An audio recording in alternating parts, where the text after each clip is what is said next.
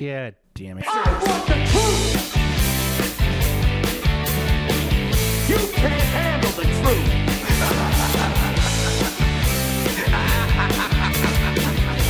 Take the truth. You set you free.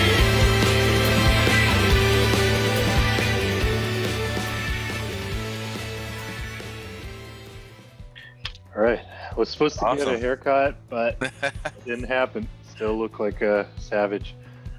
Hey man, it's the you know what, I've gotten a haircut in forever. I think the last time was maybe 3 months ago, and my daughter did it, and it was pretty crazy. Like I looked like a crazy. I had like nicks everywhere, all over the place.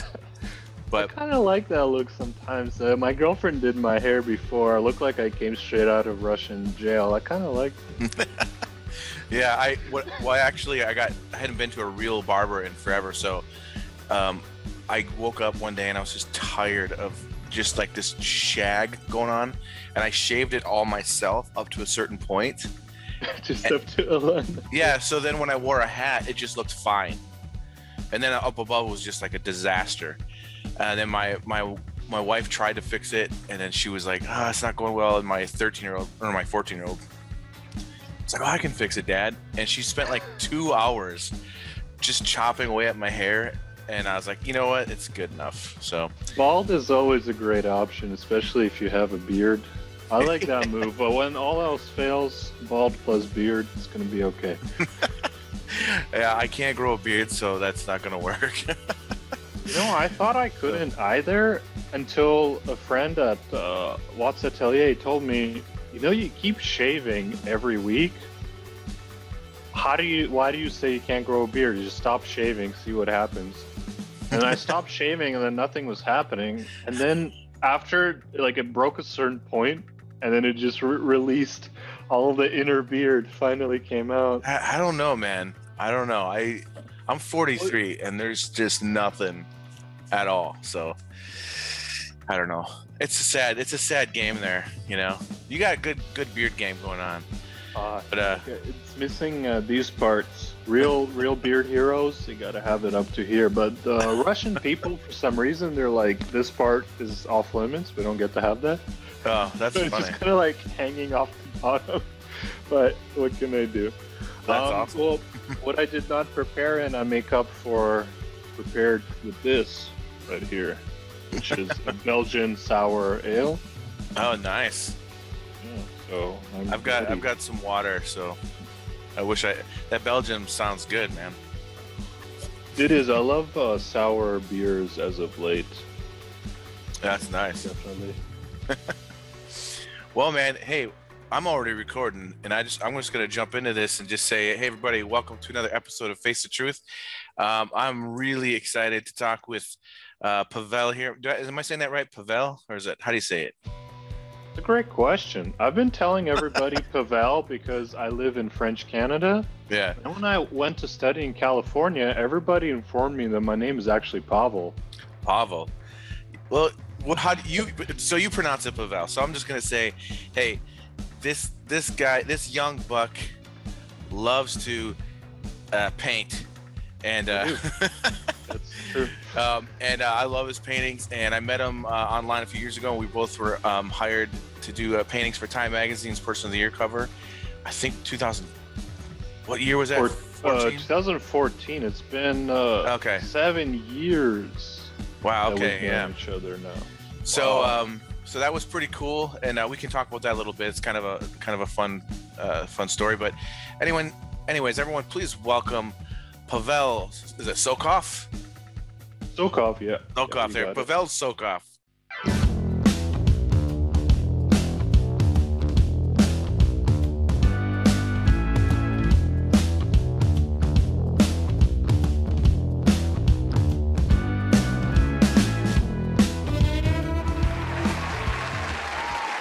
So thank you so much for joining me, man. You know, it's funny. I'm not 100% sure on all my ancestry things yet. And my last name, of course, is Seiler, which when I go to Austria, they pronounce it Zeiler, which I love. Zeiler. Zeiler. I love it good. so much. I wish everyone would just call me Zeiler.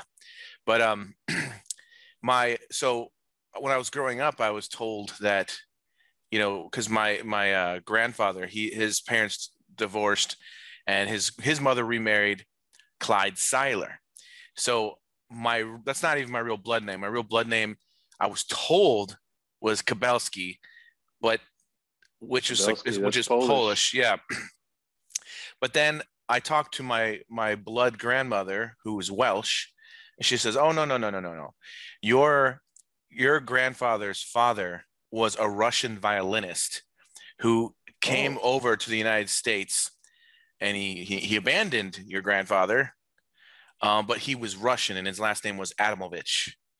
So my blood name is technically Adamovich, Russian, but I don't know much more about it than that. About you. I literally found out just a couple years ago. So you can find out more. My girlfriend got me 23andMe, and I got her the same service too.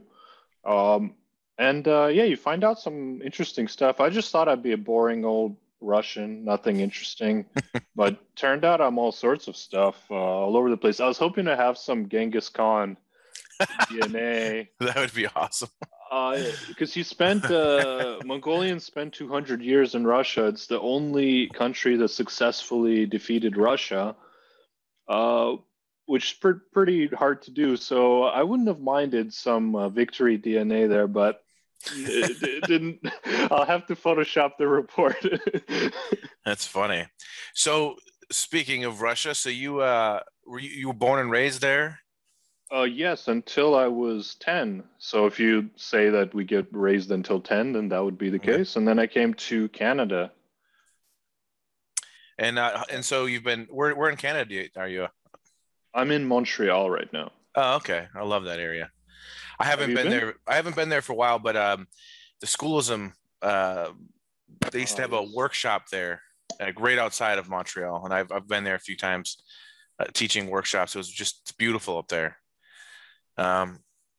So you know, like if I remember correctly, when you first, so just so people know how this works, when you get commissioned by a magazine like Time Magazine to do Person of the Year, they usually don't tell you it's for Person of the Year.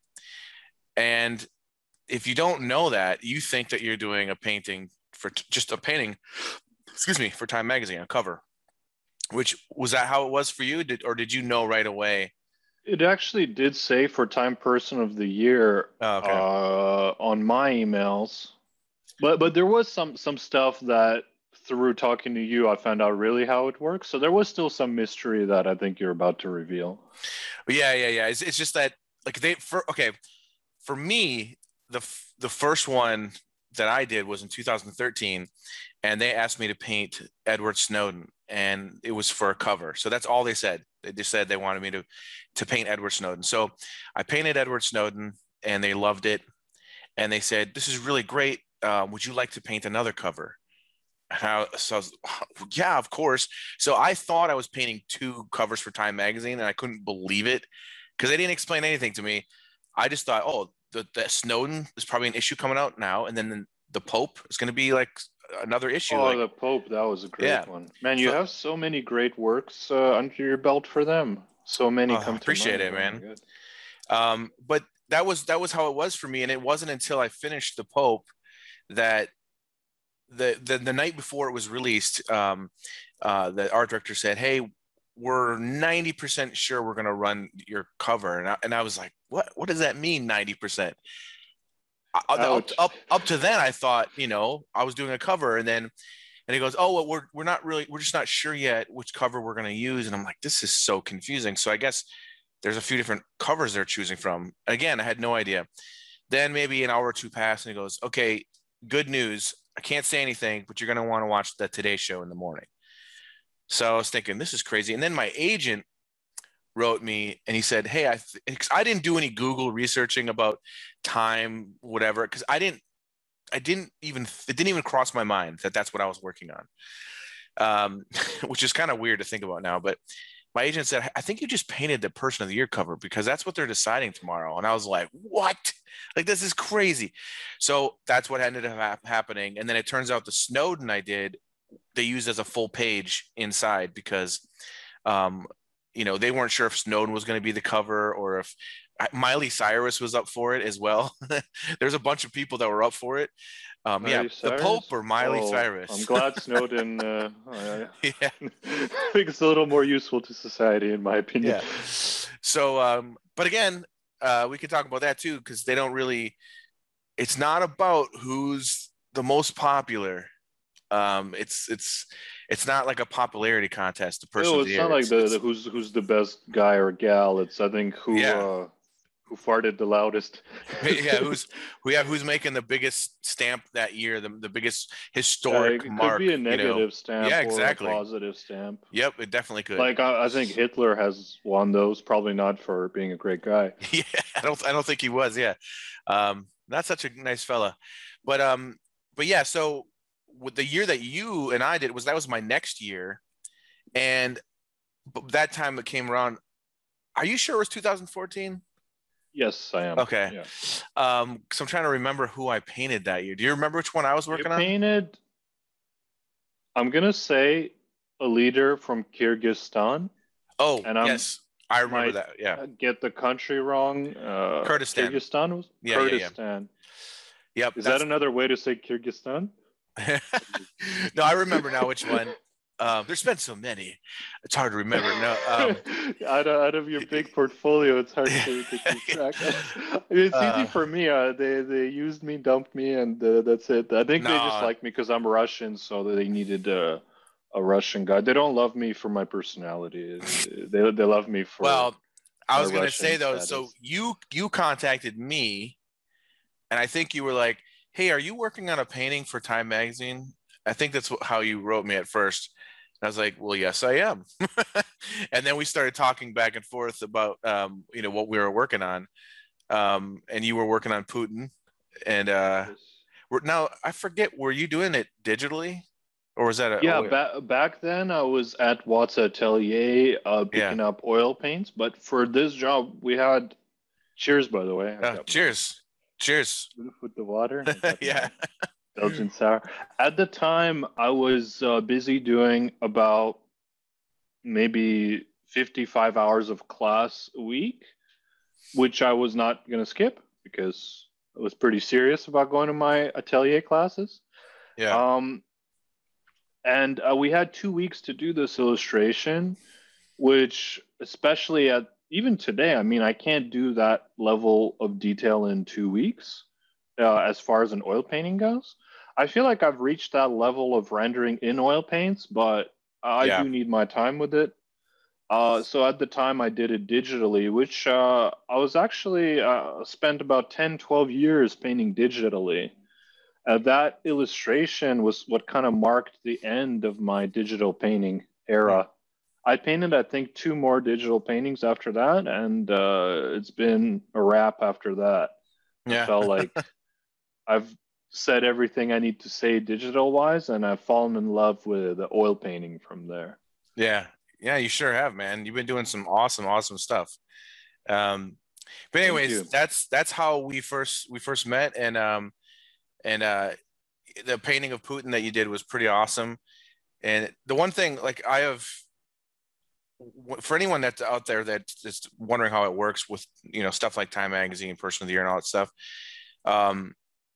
Like, I've personally learned how to not take it personally because, there's been so many years where I've been asked, I feel grateful every time I get asked to do something, but most of the time you have to realize that it's not going to happen. Like, I've had a lot of different artists that, hey, they find out that they're working on a Person of the Year and they'll write me and they'll say, dude, anything I should know. And I'm like, well, just do your best and have fun, and don't let your heart get broken.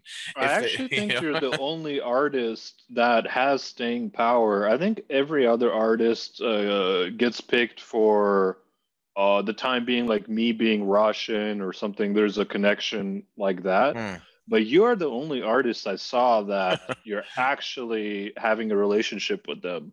So that's really impressive. Well, I mean, there's a bunch of artists they use. Like, they use Tim O'Brien quite a bit. I think he's done like 35 or 40 covers for them. Okay, well, I stand corrected. Yeah, 35 is a yeah. lot. I think I've done 10 for them. Um, 10 paintings, and I think 7 covers, and I think 4 or 5 covers were actually printed as covers, and the rest were used for other things instead. So he's got a lot more. But I don't know if he's done Person of the Year or not, but he's done tons of. He's done a lot of amazing covers for Time. Do you think Um, these leaders we painted, Putin and pardon me, I forget the leader you painted. What was his name? Are you which aware? one? The one you painted In with me in 2014? 2000. Yeah, yeah. Oh, I'm gonna forget. I'd have to look it up. It's I never could pronounce his name right. Fair enough. He Um, never made it in the news again. But I'm curious. Do you think these leaders picked up the magazine and saw what we oh did? yeah, no, of course. Probably. Eh? They're Yeah, not yeah. gonna miss that. No, no, I'm pretty sure they see it. Yeah, that's kind of That's part of kind the of cool to fun. think about. Yeah, it's pretty cool, man. That's the one thing that I always enjoy about like when I paint something political. You for the most part, they're gonna see it. So sometimes it's like, it was always exciting. When Trump was president, I was hoping that he would get pissed off about something and just tweet about it, just because I thought it'd be so funny. About one of your paintings, you mean? Yeah, because I did enough, where they were like on prominent magazine covers where I was hoping. I was just That would hoping have he was been. going to be like, "You son of a bitch," But This is not tremendous. yeah, this is not fantastic. Okay, um, no, but that's always fun. But yeah, you did an excellent job in that, man. The one thing that was great about that Putin piece that you did, and you know what? I wouldn't think that you don't have like I wouldn't count yourself out. With sometimes publications, they'll keep an artist on file for years, and there's been people that I worked for where I'm like, man, like Rolling Stone, for example. I love working for Rolling Stone, but I haven't done something for them for like 4 or 5 years, and I don't know why. I stay in contact with them and everything else, and I've done everything I did for them. I think I did a great job. Oh, And you it's did just, a Rick Ross one. That was yeah. so. Oh, I love Rick Ross. Thanks, man. But it's just one of those things where you're like, I don't know, and you just, as an illustrator, I think you just have to keep just keep moving forward and try to do your best. Oh, I did. I You mean, know? I'm all good to go. I'm up to some other stuff now. Would Yeah, love to hear back from them, but I'm good, man. I'm doing other things. So it's all yeah. nice. And In fact, I even sold the Putin as an NFT yesterday. oh, The you sold auction it? closed off Oh, as that's an awesome. NFT. Yeah, yeah, yeah. Oh, On that's great. Foundation. That's awesome, man. Yeah, I've Yeah, still I've been got getting into that the a little NFT bit. thing is still, yeah, I'm little teeny. I just started getting into that a little bit, so that's awesome though, man. Congrats. Oh, thank you. Um, so you started like pushing yourself more towards like the fine art and oil painting, and you've got a real, I don't know how to approach the style here, but I mean, I really love your work. You got a real nice painterly feel to it, very atmospheric. But one thing that's really refreshing about your work is that you're letting it, like you're letting the, I guess the organic nature of oil painting and drawing show through. Like you're not covering up everything and making it so like it's photorealistic in a way where you look at it, you're like, oh, this is beautiful. It looks so real, but you can see the brush marks. You can even see some sketch lines and different things. Well, it's the strength of oil, right? I mean, that's Yeah. what made me fall in love, and I just don't feel that way about digital painting anymore, exactly for that reason. Um, Digital painting, it's all smooth and neat, unproblematic. To me, it lacks a certain richness of effects that I can get, and even a richness of problems that I can get. There's different layering things like Yeah. I can do layering, I can glaze into it, and Rembrandt paintings, for example, you'll see as a big texture, and then he'll glaze into it, and it will go into the pits of the paint. Could do something like that. Uh, yeah, it's just so much more fun for me, and that's why I kind of fell in love with it. I'm sticking with that pretty much forever until I'm dead. There you go. End of story. Yeah. Yeah, pretty much. I mean, a lot has changed since then. Back then, I was kind of still up in the air about what I'm gonna do in the art world, Hmm. but since then, it's I know exactly what I'm gonna do. I know exactly who I am, and that's what I'm gonna do, and that's all. That's it. But back then, Yeah. I could have been. When I started going to Watts Atelier, I thought about becoming a video game concept artist. Hmm. Man, I just was confused. I had no idea what's going on. I just wanted to do art. And then it took me some time to find out what type of art that is. And it turns out it's just this oil painting portraits. That's what I'm going to do. That's great, man. Um, and what let's see. So you were, if I remember, weren't you like 24 or so when you did that Putin? I think 23-ish, 23. becoming someday 24. So like, Yeah, I mean, around those that's parts. pretty Yeah. young to like I got it all figured out. You know what I mean? Um, It takes the artists sometimes many more years than that just to like get a groove. well, it's But not just the age. It's also it depends how long has the artist been pursuing being an artist. For me, when I got the Time Magazine commission, that was about 6 months since I became an artist, Uh, but some people they're smart enough not to go to business school like I did, and they pursued this earlier on. There's some people that are attending ateliers when they're 12, 13. They can get a lot oh yeah, figured out by the age of 25. I mean, that's yeah, that's a powerful advantage. So that wasn't the case for me. I was stupid enough to do business, and I was even stupider enough to work 2 years in it after just to check that it's stupid. And I verify it, and it is. Uh, so that kind of, in my opinion, I showed up quite late to the party, so I had to make decisions and understand what I'm going to do fast. You don't go from being 23, 24, and you don't have 10 years to find yourself. You got to go. yeah, Um, but you were still catching me at that time in my not knowing what I'm going to do. Period. yeah. No, but I mean, you definitely, you know, even then, like trying to figure it out. Like for example, if you're looking at that Putin piece, the one thing that was great about it, and I'm sure that Time loved about it, was that you can tell that the person that did this is an artist and is a painter because it has like even as a digital piece, it doesn't feel digital, and that's something that I always work on when I work on my digital paintings. I want them to have that painterly feel and that life to it. And I wish, that's one thing that I wish I could, I had more time for was doing more traditional paintings.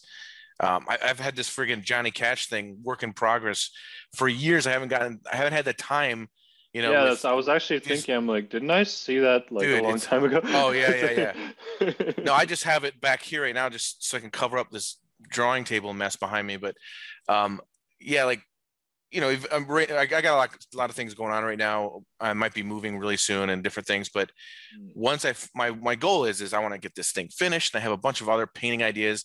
But it's difficult once you establish yourself in a certain way where like I'm doing illustration, um, and I've got a bunch of jobs lined up, which is a good thing, but it's really hard to, you know, set up, basically organize your life accordingly.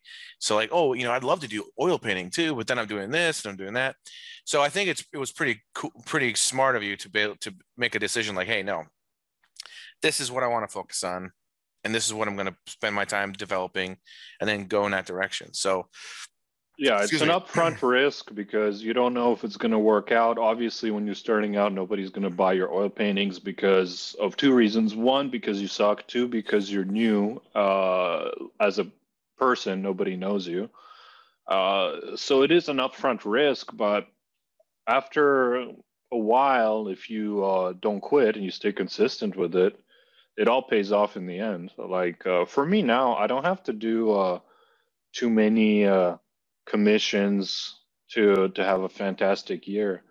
Like honestly, like 5 commissions a year is what I do, and it's plenty enough, and it gives me a ton of time to paint my own paintings, which I really don't care if anyone buys or not. kind of prefer they don't because I like them. See, they're on my wall. Uh, and I feel like it's given me the freedom to pursue a lot of my own work that I'm interested about, like this Moroccan merchant. I really like painting different traditional cultures, things like that. So it's given me a lot of room to not have to worry about rushing and all that stuff. I'm very thankful for that. That's awesome. Yeah, that's another thing I've noticed that I really like is you do a lot of more cultural type paintings of trying to capture people in their environment and like just the different kind of clothing and textures. It's pretty awesome, man. Have you been doing a lot of traveling and photographing to get your own references for that, or how does that work? Yeah, they're all mine, and they're all parts of my extensive travels. Like me and my friend Jordan, we spent 2.5 months in India, and we went all over the place. Every 3 days, we would change the city. We saw so much. My God, we saw the Kumbh Mela religious festival, which is a once every 12-year gathering of Hmm. 50 million people. It's Wow. crazy, and it was the most humans I've ever seen, and there was so much to paint, so much interesting stuff. For some reason, I don't know what it is in me. I'm not so interested aesthetically and visually about modern, contemporary, like Western people. I don't know why, but like the clothes, it lacks texture. It lacks something that I'm not so excited to paint it. Yeah. No, I know But what you there's mean. something Yeah. I love different jewelries, dangling things, different parts on the head wraps and all this stuff. I just love it so much. I love little details, and little cultural artifacts. So I find those by traveling, which I have not gotten to do, obviously, in a year and a bit, Yeah. which is disappointing. But I've been painting my India photos. I got plenty, but I'm very much looking forward to my next reference gathering trip. Do you are you able to do any painting from life still, or is it mostly like photo reference type stuff? Well, I love painting from life, but with COVID, that has not occurred. But prior to COVID, actually, I was meeting up at my friend Alex's house here in Montreal, another great artist. We were doing weekly sessions. We'd invite volunteers who want to torture themselves by feeling a lot of pain sitting still. Yeah. And we had a lot of masochistic volunteers that signed up for that. So we were doing that every week. I've painted my girlfriend from life. We set up a really complicated scene of her in a kimono holding a jade comb. We painted that from life. It caused her a lot of pain because she had to stand for hours and hours and hours on end. I love painting from life. But when you travel, let's say you're at the Kumbh Mela festival, nobody's gonna stop what they're doing to do a 35-hour live painting session. Oh yeah, And I yeah. find No, it's not gonna happen. working from life, it really helps me try to take my photos and try to paint them. Like ask myself, okay, well, where are the areas of the photo where it's probably lying as far as what it would look like from life? Yep. Yep. So typically those areas are maybe shadows, go a little bit dark. Like you right now you're seeing in the video, you're seeing my black shirt here. This looks like black pixels to me, but when I look down, there's a lot of form here. And this video camera just says, yeah, it's all one color. Forget Yep. about it. Um, so when you practice doing that, you can actually bring some decent life into your portraits. I find Jeremy Lipking is amazing at that. Oh yeah. Like he really brings everything that's missing right back in there. Just I feel like everything's painted from life. Sometimes it actually is, but when it's not, it has me fooled. Um, so I find that when you travel, it is key to take photo references and paint from photos because you're going to get people in their natural behavior. And what I really don't like for example, the Moroccan merchant right there, I actually did like a proper photo shoot where I pay him, we sit down, we take a time to do it, where we're at his shop. But as soon as the camera came out, he was actually fantastic, and it worked out great. He knew what to do. He knew how to be interesting, and that's why the painting came out great. But I've had experiences with other people where you're like, hi, we're going to take photos together, and they agree. And then when they do it, they just get all weird and they Yep. just stop being natural. They stop being interesting. They do like a smile. And That's funny. yeah, that's why I love snapping pictures when traveling of natural poses of things that are actually happening and faces that people are actually making. Hmm. I want my paintings to not look posed. As far as my stories of the world paintings, that's what I mean.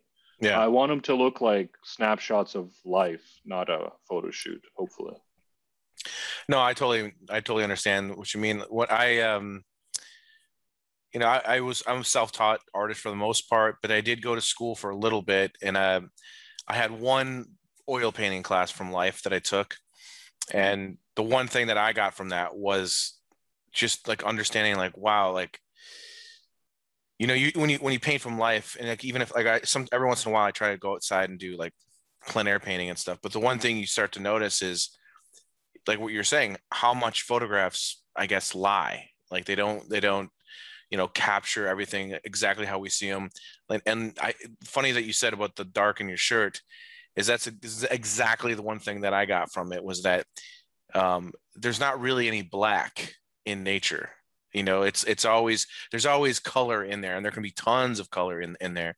Whereas if a lot of photographs, it'll like literally just be a just solid black, and you have to like know that, hey, when I was there was actually like this cool, like a little bit of blues in there and different colors that were popping up. So it definitely helps to be able to work from life.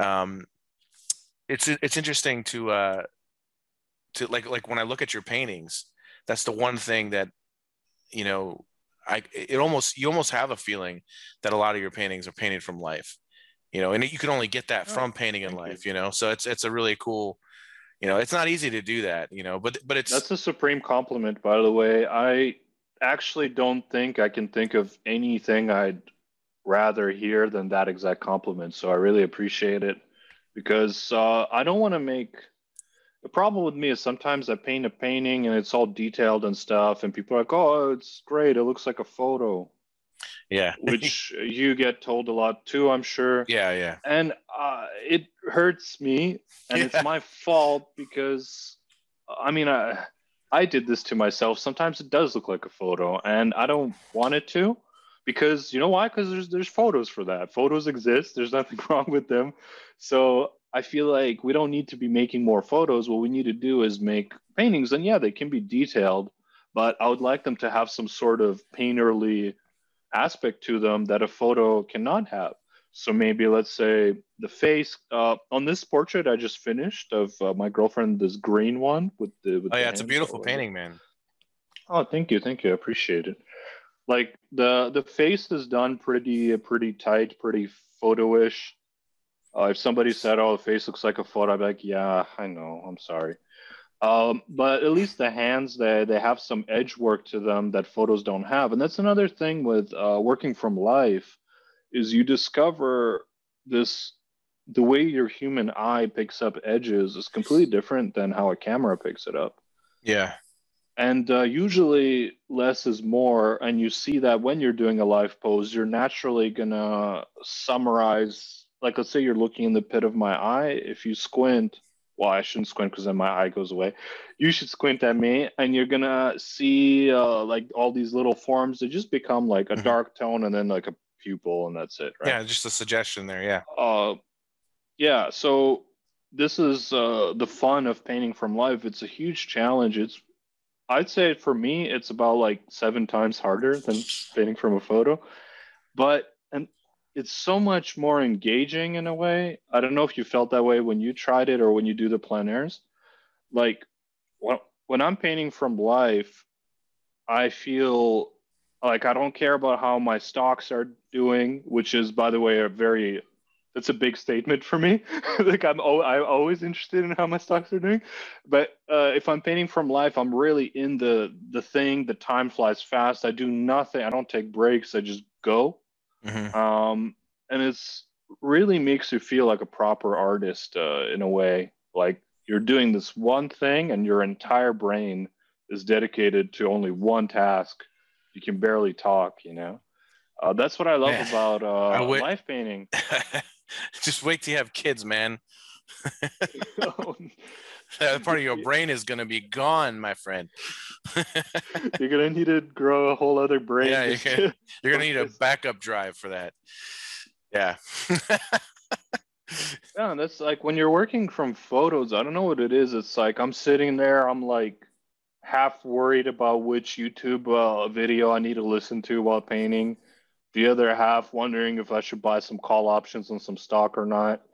Like, it's my own fault for not bringing the correct level of focus to photo painting. Mhm. But I don't know. It's just not the same. It's just No, not. Oh, I I know, don't know. I know what you mean, man, for sure. That is actually a really important thing that you bring up. It's the social media distractions. Besides, like like my studio is in my home. I have two teenage daughters, and then I have two baby daughters, a 3-year-old and a 10-month-old.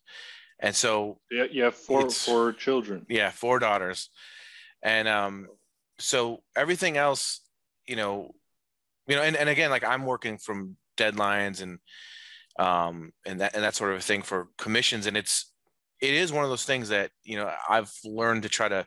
It's a part of being an artist that doesn't really get talked about that much. Is how do you balance that? How do you focus on your time and everything? Because one thing that I try to do is when I'm finally in my studio and I'm finally working on my commission, whatever it is. Yeah, I like to listen to podcasts or different things while I'm working, and that really doesn't take too much focus from my painting. But it's like I try to like like I'm not going to look at my phone. Like I might even put my phone on the other side of my studio and plug it in and just I don't even want to touch it. I'm not going to check my email for the next 2 hours at least. Just this, but that gets hard to do sometimes because like you're like, but did they write me back? Did I hear this or that, or I might be missing a phone call? Um, Yeah, there's so so many little reasons your brain tells you to go do whatever yeah, you're doing, do something else. That's what your brain always wants you to do. yeah, it can be hard, man. But it's definitely one of that there's the way I look at it, like is I think you're doing the right thing. I mean, you're definitely your work speaks for itself, but you have to be you definitely have to be a certain kind of artist to have your head on your shoulders a certain way. You have to have a certain kind of focus and it's not just the passion in the drive, it's the discipline to actually stay with it, and you have to make rules for yourself. You have to be like like there's a lot of times I go out and I hang out with my friends or it's been a long time now, but like you hang out and people are like, oh, Jace is an artist and he's this that, and people want to see your work, and then you show them like, oh man, I wish I could do that. It's like, no, you don't. No, you don't. You could, It's a level of sacrifice. It's not. Yeah, I think a lot of people think you come preloaded with it. You just like popped out like that. yeah, It's all that being good is. It's not particularly impressive. All that really it indicates when somebody's as good as you, it indicates you have some genetic predisposition that might not even be necessary. You have some, and then you've sacrificed an inconceivable amount of your time to yeah. get as good as you do. You said Social, no yeah, to a lot of things that would have been more fun, and 100%. the most part that I respect about artists that are making a living doing this, I respect that initial risk that was taken at the start of the career when the career was under quotation marks, when there was no career. That initial time where somebody went through that and they said, I have no idea if this is going to work out, but I'm going to just do it and I'm going to keep pushing through. That's a level of sacrifice that not a lot of people are willing to do. And if you do it, you're going to get good at painting. There's nothing magical about it. It Yeah, just shows what you were willing I to like the give up. way you think about this because this is like exactly my mindset. It's so funny. It's like one of the things I hate the most is when people are like, "Oh, you're born so talented." It's like, nah, I don't believe in that shit at all. Like, Maybe a you know, little eh, like maybe some little brain thing, like they need like. Okay, here's what I think talent is. I think it's not that you're born making art better. What you are born is that your brain receives more dopamine and serotonin as a kid. I'm not talking about when we were children. Other kids are running around playing sports. Me, not so much.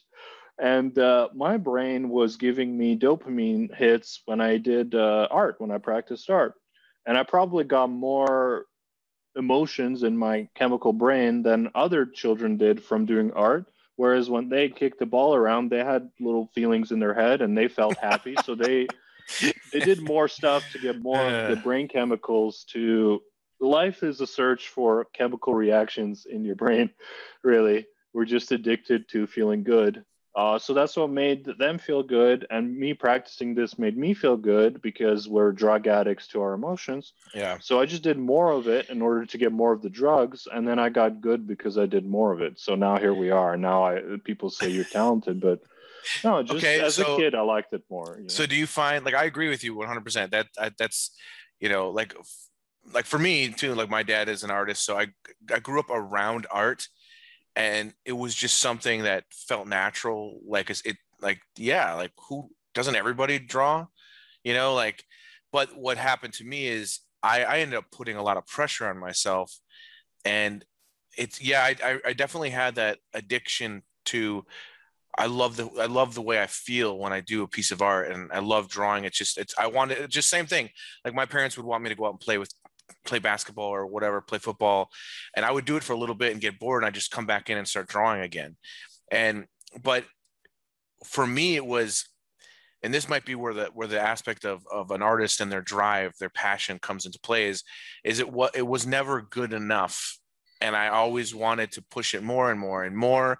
And yes, I had a great time working on this drawing, but it's not right. It's still not. And then I would just I just and it's almost like if it came too easy, I probably would have given up on it. You know what I mean?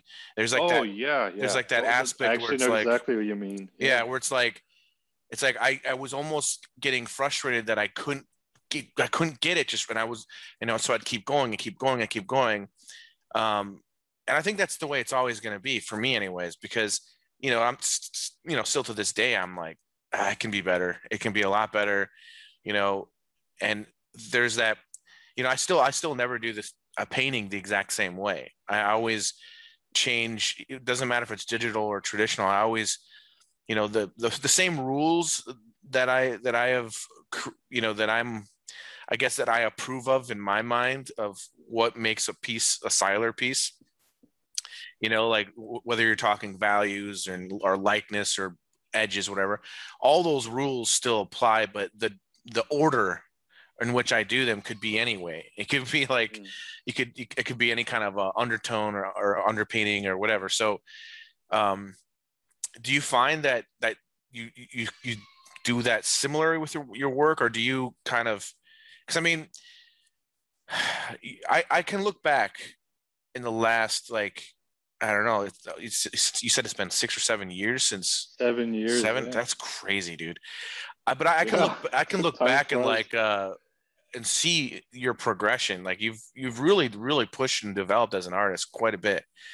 Um, and so I see that in you, like you give, like you definitely have an aesthetic and a place that you're wanting to take your painting, you know?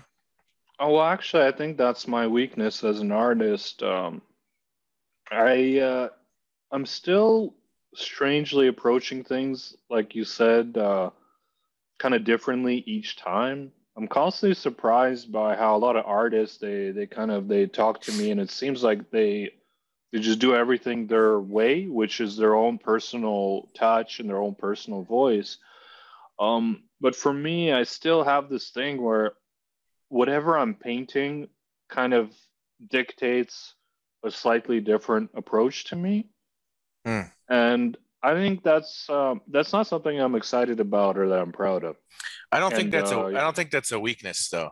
I really don't. Well, it could be Because interpreted as a lack of a personal touch or a lack of a personal voice if you kind of keep switching things around. And I you think I'm quite are guilty you of that. feeling like your paintings um are having they don't quite all feel like the same artist did them? Yeah, I mean it's out I of mean, control. Like it's I not don't know, only the man. subject matter I but don't the think you can execution. I don't think you can see it though. Like a lot of artists, it takes a while for like uh, it's interesting because you know, I mean, I've been doing this long enough now where now I'm used to hearing everything you can ever think of, but like like I used to be shocked. People go, "Oh my gosh, I saw like this little teeny part of a painting and I knew it was yours right away." I'm like, how? Like but it's just like it's like a language, and I'm telling you, your work all looks. I can tell it's all you. Um, but Oh, thank you. I really think that part of that is you know, and like for example, my friend Grigor, he's an amazing painter. Um, and him and I talk about this kind of stuff all the time. And he'll just randomly choose, not randomly, but he'll just like choose like two colors and just do a full painting with it, and it's unreal. You can't believe there's only two colors. Um, and it's like, why? Because he just wanted to push himself and see what he can do with it. Sometimes he starts with the head, sometimes with the foot, sometimes with the sometimes there's an underpainting, sometimes there's no underpainting. It doesn't Yeah, I really, mean that's how I feel. It's like it's fun. I yeah. want to learn. I want to I'm still alive as a person, I'm interested in learning new things. I want to do stuff. I want to try stuff. Like I learned about investing. I've spent I think close to a year now learning about it every day. Now I'm learning about real estate investing. I'm all over, like I'm a curious human being. I don't want to ever stop learning. I hope I never die.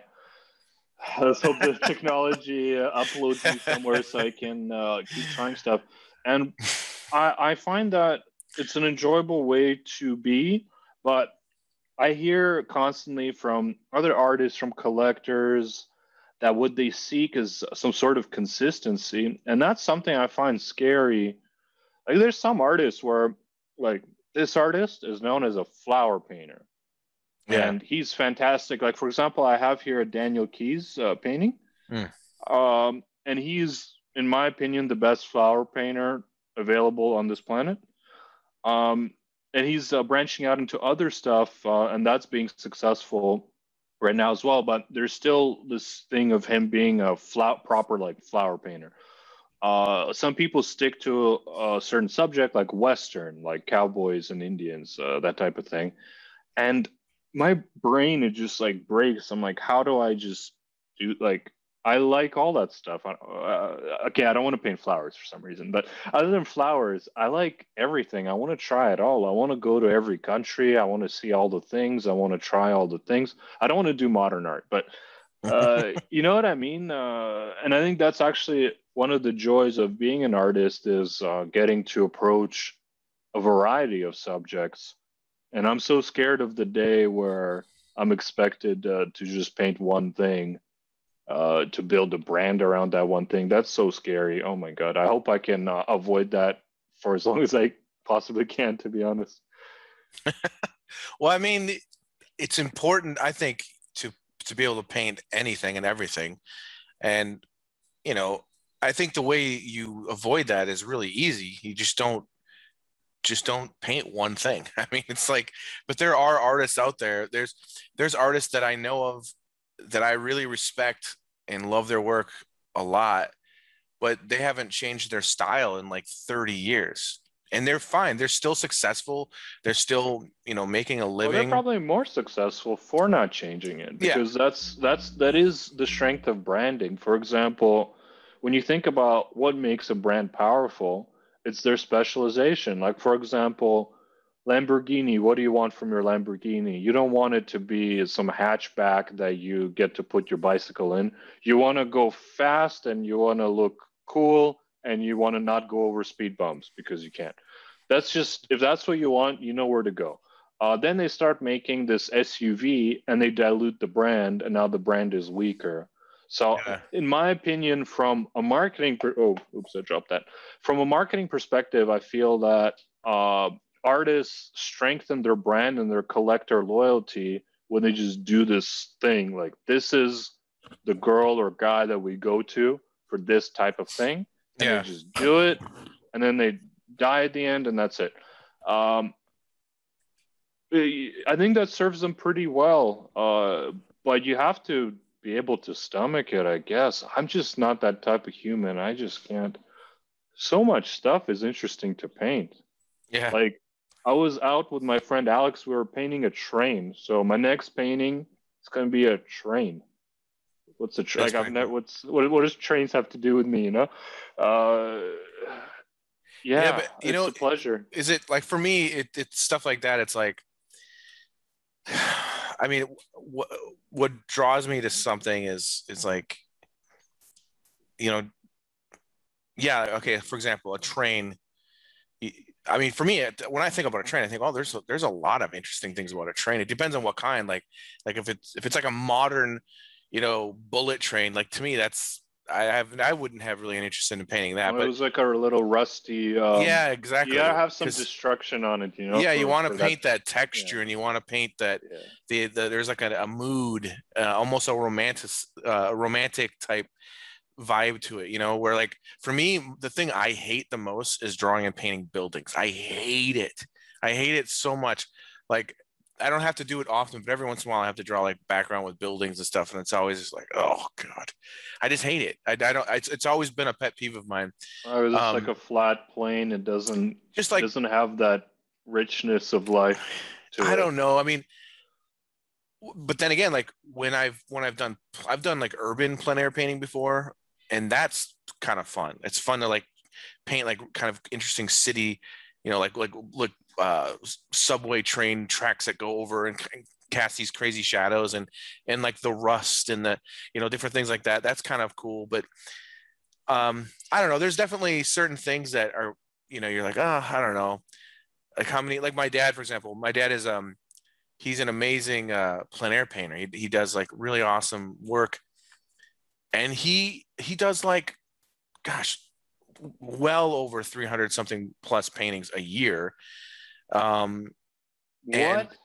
yeah, yeah, he'll sometimes he'll do He two. does one every day. Sometimes he'll do a couple every day. Yeah, he paints like crazy. Wow. And did you get to go out and paint with him? Sometimes, but he lives far from me, so I only get to see him a couple times a year. But I mostly watch him when I go paint. Like I'll go set up painting, but I usually end up just like stopping and just watch him for a little bit. Like he's the kind of guy that goes out in the middle of a creek with the waders on and puts his easel in the middle of a creek to like do a painting. Like, In the water? oh yeah, yeah. He'll go out in the wintertime when it's freezing out. It doesn't matter to him. But for me, it's like I'm thinking like how many, like there's times I go out with him to paint, and right away he's like doing setting up like his like what he wants to paint, and I'm like, it's just a bunch of fucking trees.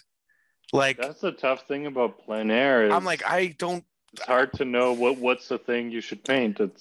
But I'm like, nothing is catching me here where I'm like that I want to paint, and then the mosquitoes start biting me up, and I'm like, you know what, like, but I have more, for me, plein air painting is more interesting when there's like something more in the distance where, like maybe there's like an old barn in the distance with a tree line, and there's some stuff coming up in the front, and you can kind of do something more atmospheric. Like to me, that's more, that draws my attention more. But like when you go into like a creek where it's just surrounded by trees, and it's like, it's just, what am I going to paint here? I think that's a typical reaction from portrait painters where we're like, Yeah. Where's the human face? Where's the What do we do? Yeah. No, Well, I feel it's the just not same way. interesting. It's just not interesting. See, that's the thing. But you make it interesting. Well, I don't make it interesting because I'm not a good plein air painter. But the person that is a good plein air painter, Exactly. Yeah. they'll take it's actually shocking. Like they'll go out. James Gurney, he'll yeah. go and he'll paint some parking lot of a mall that would never even if I live 10 lifetimes, it would never cross my brain that Yeah, yeah. I'm gonna paint this parking No, lot. he does that. Yeah. And he does it, and the painting is worthwhile, and it has a vibe to it. I guess they just think about it differently than portrait painters do. You know? Yeah. I mean, it is true. I mean, if someone were to put a gun in my head, I could do a cool painting, you know? But like, that's why when I go out with my dad in those kind of spots, most of the time I end up just stopping and just watching him because I'm more like, you know, I'll learn something by watching him.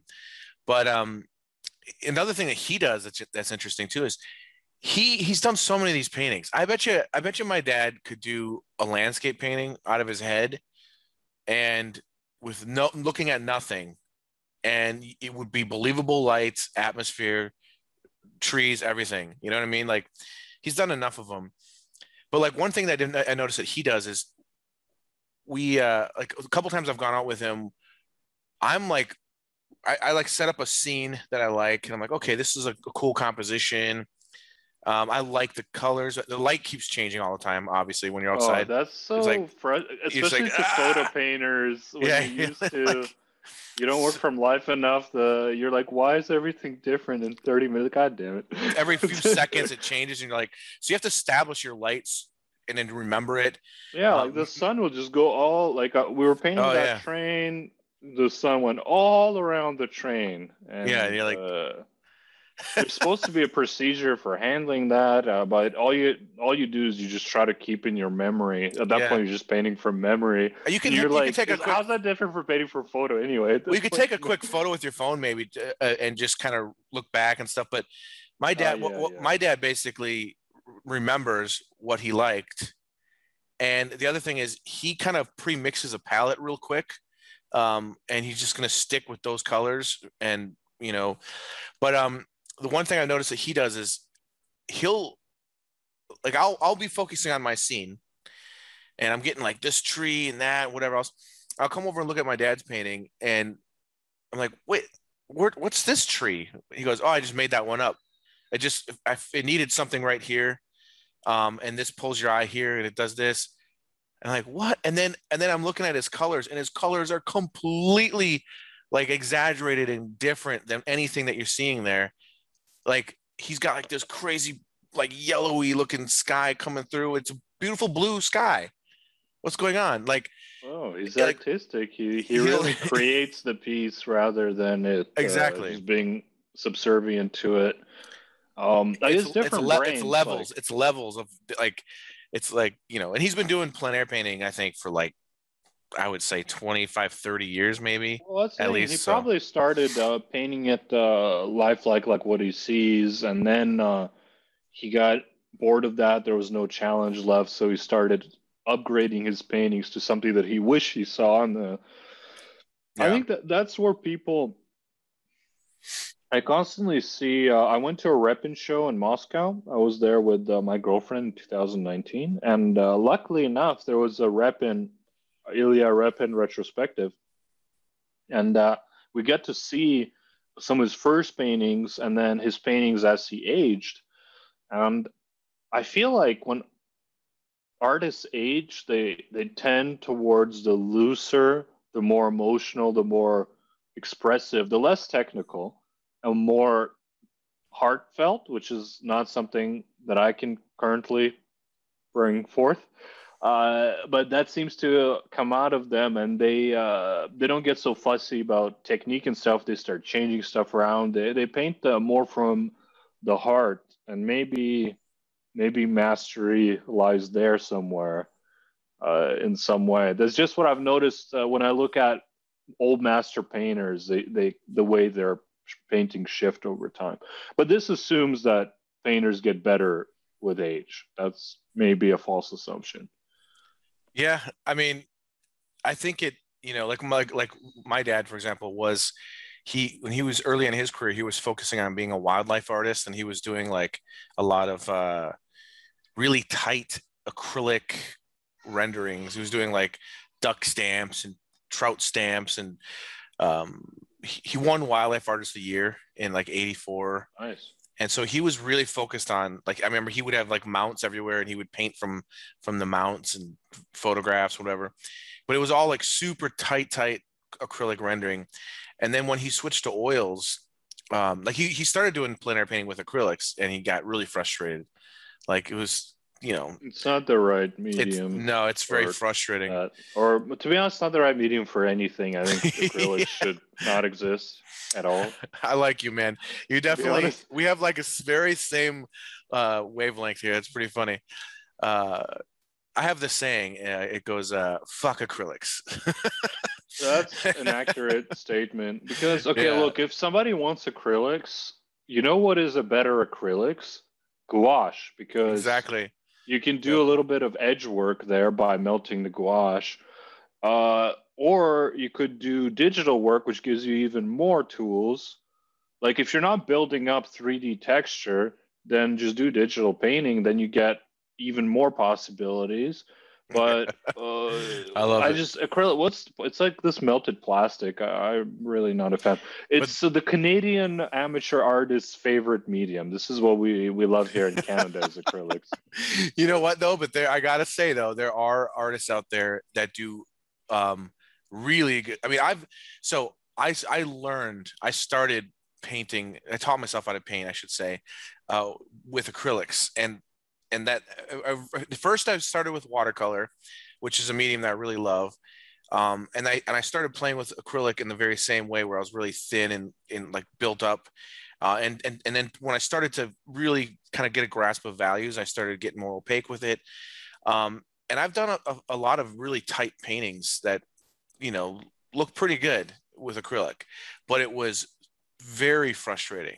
It was, it's way more difficult to get like the certain kinds of edges that you want, and it's really hard.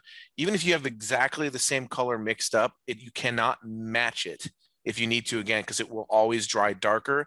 You cannot get it. It's such a pain in the ass to do the most simple thing sometimes with acrylics, whereas with oils it's like just makes more sense. And I think that acrylics is like playing chess, and oils is like playing checkers. There's like a different level of, you got to think a few steps ahead, and there's also a level of integrity, maybe, quality. But there are artists out there like my friend Marvin Lorenz. I don't know if you know who he is.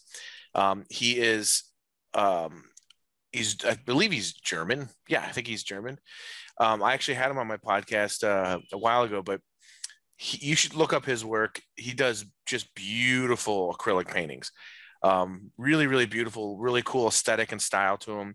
And then, of course, you know who Sebastian Kruger is? You know who that is? You don't know who that is? I feel like I should. Let me You should rectify it. Sebastian Kruger, check him out on Instagram. But he's been around since like the early 80s, I would say. Huge caricature artist back in the 80s. Like he would exaggerate like nobody's business and then paint them very realistically.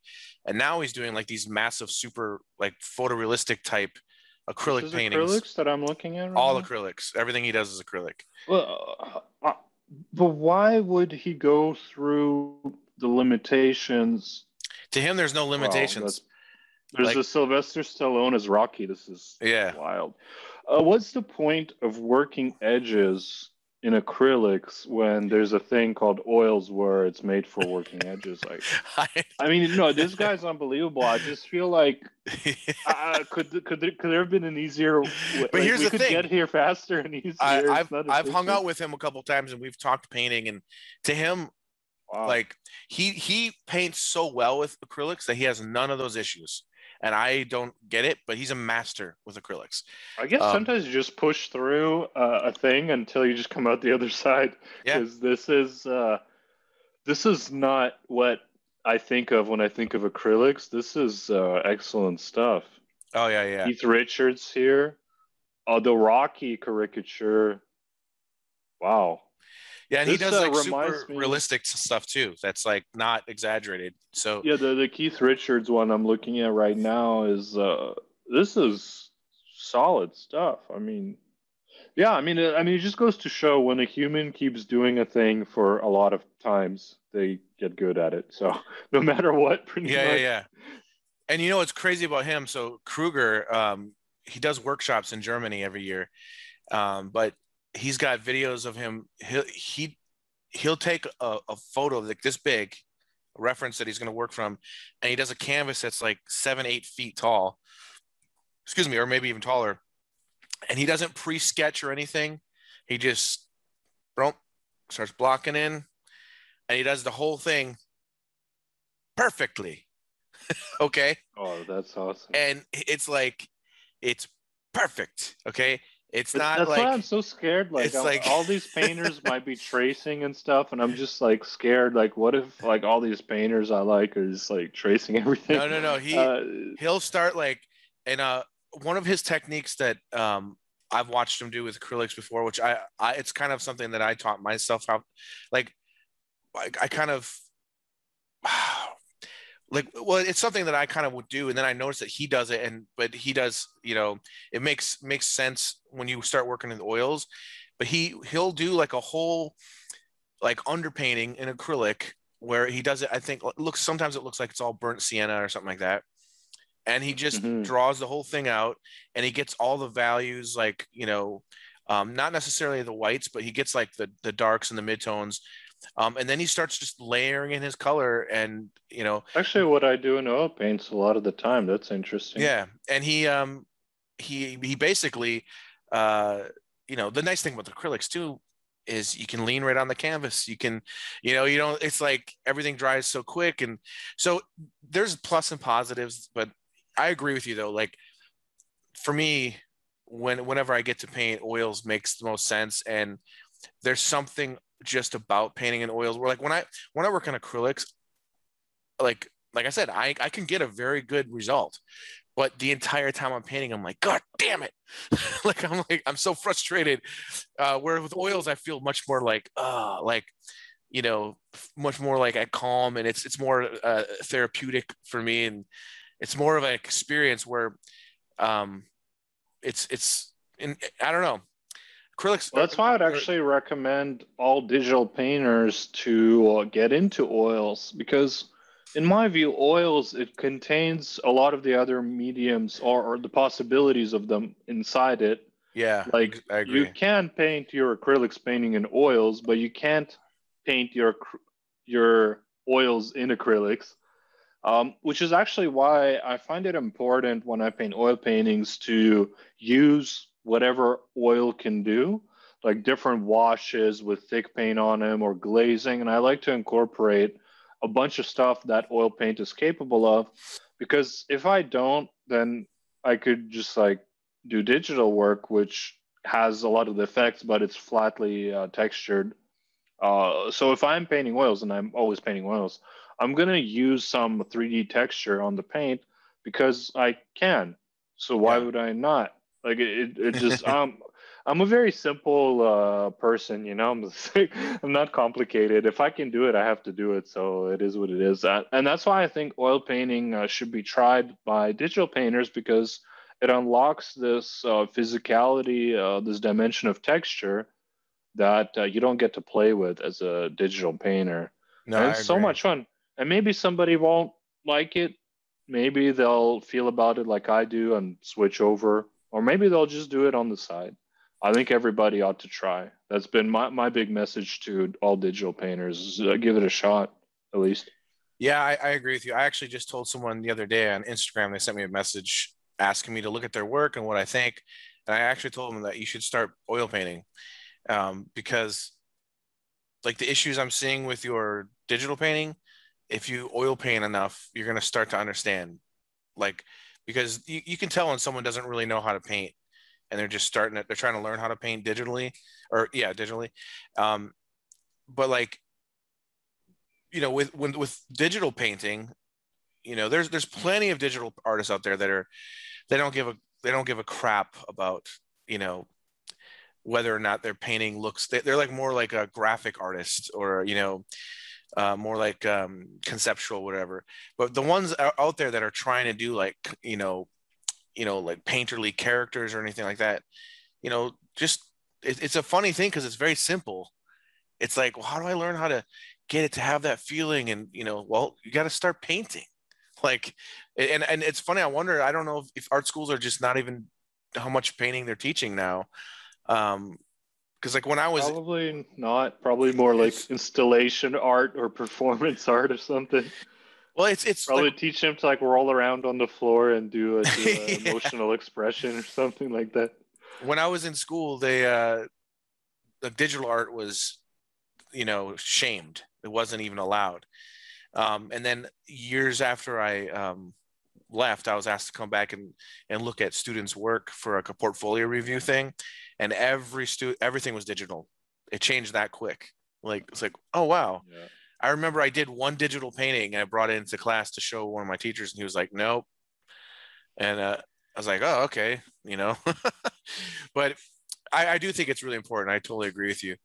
Um, Well, the what? other thing about it is uh, me as a guy that was doing 10 years of digital painting from when I was a child to until I started oil painting, until I pretty much finished off with that Putin painting. Um, it's built okay, it's allowed me to pick up oils faster because I already had colors in my mind and things like that. But one thing that I really didn't like about it is it gave me personally, I don't know if it's the same for you, but it gave me terrible habits where me when I was a teenager, I was doing digital paintings. I didn't have any education on it. I was I wasn't approaching things in any methodical way. It was like a spray and pray thing where sometimes I would open up like a digital file, be like, I am gonna paint a thing now, and I didn't even know what the plan is or what I'm gonna do. Uh, and even if I did, like, I didn't know about the pose, so it was always like this messy experience where I'm constantly have no idea what I'm going for, and I'm correcting stuff. Uh, That's interesting. like what I'm saying, if I was to say this better, I didn't have this discipline of preparation, of having a goal in mind. This is what we're going to do. This is what I want it to look like. And then set myself up for success. It was always like, I have no fucking idea what's going on. I'm just going to keep rubbing my pen on the thing until it looks great. And this habit took me years to get over, and oil painting really helped because you don't get to just like change your entire composition in 2 seconds like you do in digital. Like I was so bad in my lack of preparation in digital work, I wouldn't even know what my composition is. I'd move it around halfway Yeah, through the painting, I redo think the everything. problem is that you see, I never had this issue Oh, because wow. I grew up drawing and painting traditionally my entire life. And Oh, so I didn't do when I started doing digital painting, I was against digital painting. And I only did it because I had friends of mine that were like, "Hey, you should try it." And I was like, "No, I don't want to try it." sounds like Because drugs. I have yeah. friends of mine Yeah, who would yeah. Well, wanted me to when try I it. was getting started in illustration, it was really stressful trying to make the deadlines. And I was doing most everything in acrylic, watercolor acrylic and stuff like that. And then I bought like a little cheap tablet just to experiment, and I ended up doing a job with it right away. And I was like, "Whoa, this is crazy! I can paint. I can still paint, and it's very, very similar to what I do normally. But I can do it way faster, and I can like get even more details in there that because I can zoom in and I can. So I would but I was still at that point I was still learning how to paint. Like I was still new at painting, but I've been drawing traditionally my entire life. I mean I can't even remember when I started drawing. Probably like 4 years old when I was like serious. And so Yeah. by the time I started working professionally around the time I was 20, but by the time I was 20, I had already been, I've been since I was 15 is when I started doing like commissions and stuff. And so like Wow. but I was doing like lots of pen and ink, color pencil, lots of color pencil, pen and ink, and like watercolor washes and lots of tight rendering with pencil and stuff like that. Like the kind of I would do pencil drawings that I would spend weeks on and take like the Q-tips and like soften things and just like build up the graphite drawing. So when it came time for me to jump into digital, it was like second nature for me. Like, and I'm the kind of person that when I go to work on a piece, I'm very organized. Like everything is planned. Um, I know the dimension it's going to be, and especially digitally too. Like, I can move the characters around, and I know how I'm going to fill the space, and so it's all very strategic. Like, I don't. It seems like what you're talking about is you was it digital like your first real thing that you were like got into like artistic Oh, I wise mean, or no, I mean, as a kid, I drew monsters out of my head. I used to have an imagination that's gone now, but there was a time when I had one, and I was just, I didn't know you could use photo references. For some reason, this concept yeah, hasn't, I think that's it's normal. actually so stupid that I haven't figured out you could use photo references until I was 22. Like, okay, I'm in Canada. We don't know about art here. I was in business. I'm not that No, smart, so I I did the didn't same know. thing. The same thing for me as well. I was so Yeah. stupid. Like my parents would take me. We lived in Russia, so we'd go around Europe and we'd go to museums, and I'd see an original Rembrandt, and I'd be like, "Wow, he's so good that he just sat down and he just painted that out of his head. What a genius!" That's Yeah. so absurd. Like I literally thought he just Yeah. sat there by himself, never saw this scene in any way whatsoever. Just like, what would I like to see? I'd like to see this complex scene, Yeah. and then he just did it. So I thought that's how what being an artist was, which is actually a little bit of really. My cat is throwing shit on the floor. Uh, it's a little bit of a strength actually to be so confused because what it did do was it worked on that muscle that your dad is using of being an actual artist and coming up with what do you want to see, because I didn't actually know there was any other possibility. Yeah. So I was just drawing monsters and stuff out of my head like nobody's business. I would sit down with the paper, no plan. I just knew I'm like to draw monsters, and a monster would come out. No planning at all. And Yeah. this transferred into my digital work where my planning abilities were none. So I was spending 95% of my time correcting whatever weird directions I went in. And oil painting was great for me because you can't do stuff like that. It's very, it would punish you on a time basis. Like let's say I need to move an arm in that painting. I'm not doing that. I'm not moving that arm a whole lot. Like I Yeah. just know. Hmm. So that arm is gonna have to go in the right place, or you're gonna have a bad time. And I appreciate oil for that because it trained me to be more cognizant of these things. But it sounds like you didn't get that bad influence as a teenager Well, doing I all mean, that I did digital. I did a lot of. I mean, I did. There was no such thing as digital when I was growing up, and so I mean, I did a lot of it, like drawing, just making up shit in my sketchbooks, drawing. I would draw Batman and Spider-Man and Ninja Turtles and sharks, and I did all this stuff all from my head. And then I would look at reference as well. But when I was getting started as a professional illustrator, I had that same. When I was getting into doing caricature, I I would look at reference of a person to get their likeness, but then I would just like make up their body and stuff, and it would always look like crap.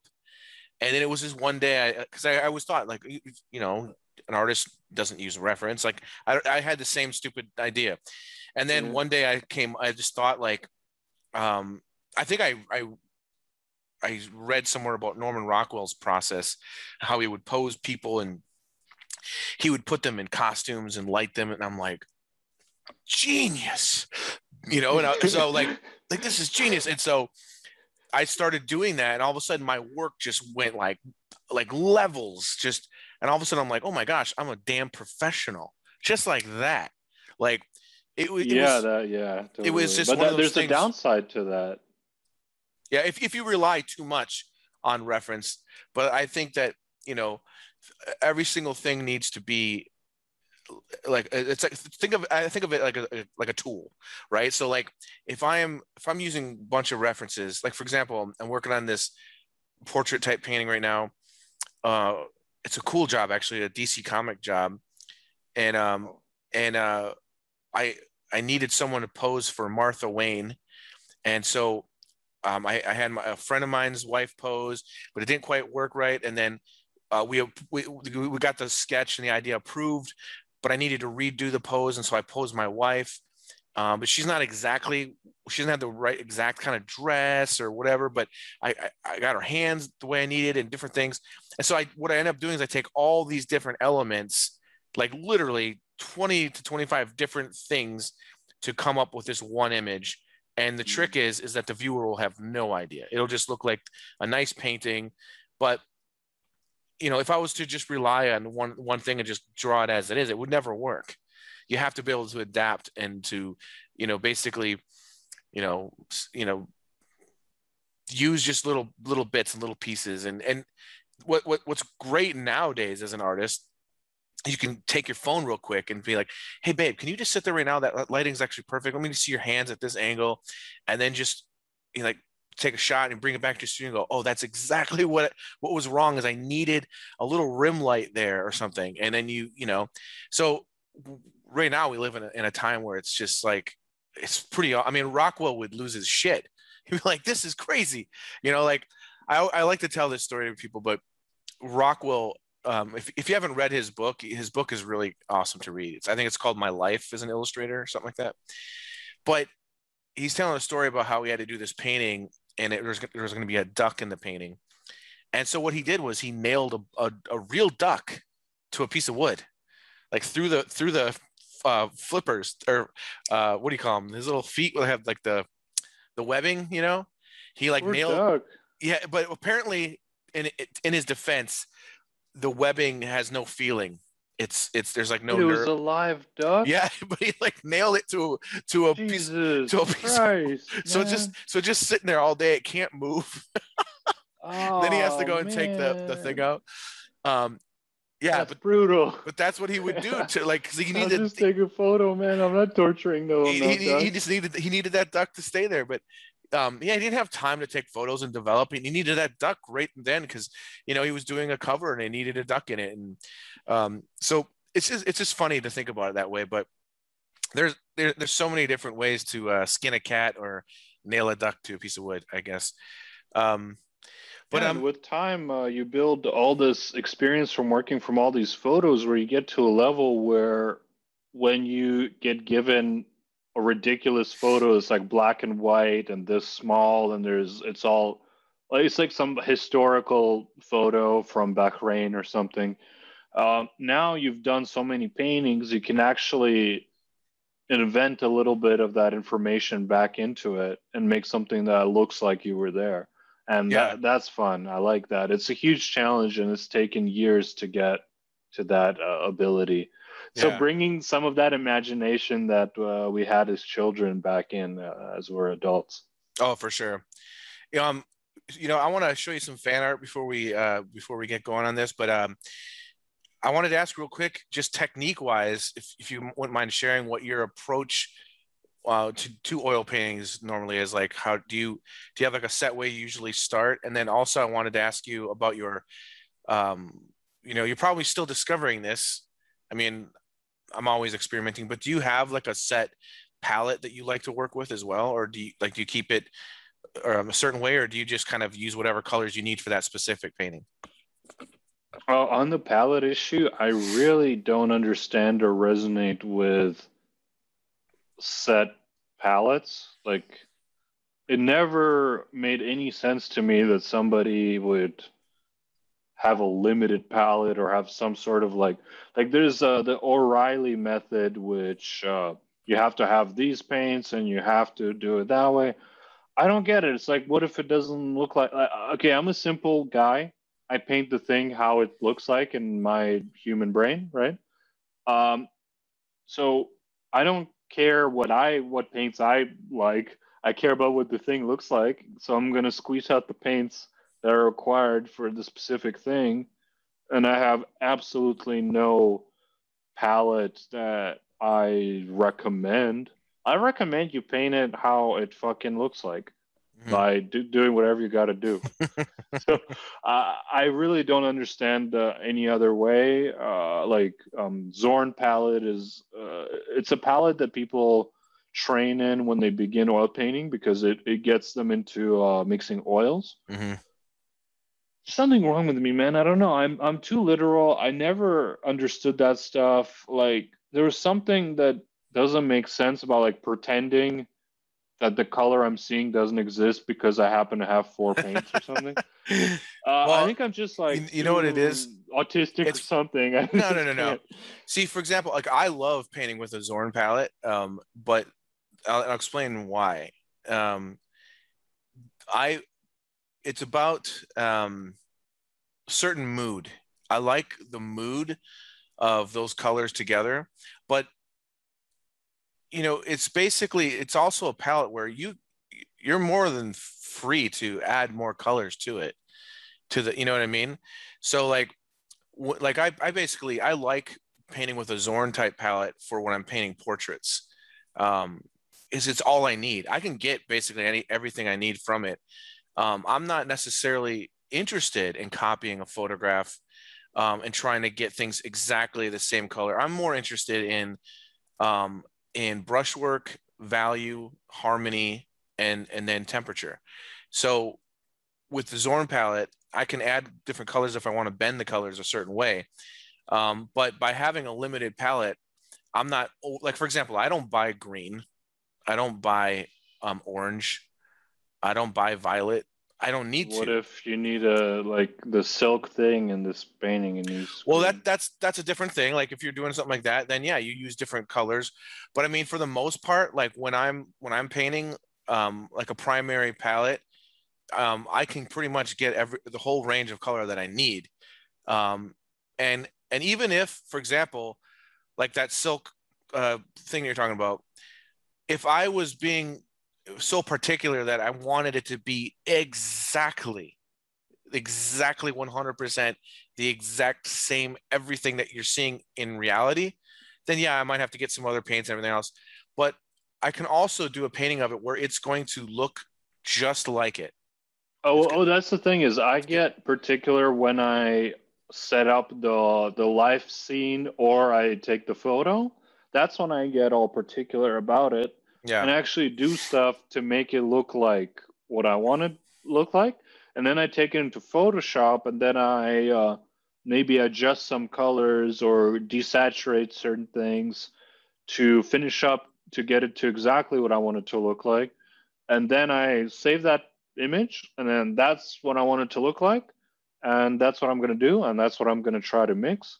yeah, And I don't get all creative after that. I try to keep yeah, all that choice making during the photo session, and then during when I edit the photo and I fix all the stuff I don't like about it, then I get creative. I change some color, or I desaturate. I paint out annoying things, or I add something that's missing. yeah, But there's yeah. a level where my creativity ends completely. Uh, well, no, it's not true. I play around with the usually like a background behind a character. I'll like explode it or something from my artsy fartsy side of things.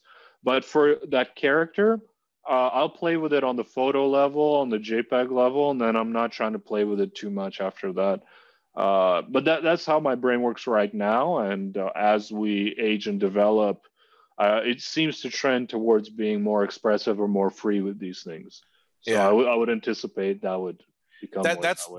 that's kind of what attracts me to a more of a limited palette, as I feel like it pushes me um to you know to try to like get to that place with the palette I'm using. That's why I was telling you, like, it's in every artist has their own thing. Like, do you know who Nicholas Uribe is? Nicholas Uribe is an awesome oil painter. You should definitely follow him on Instagram. He pumps out a painting every day, and he doesn't use any medium. And it in his Oh, he has a sketchbook?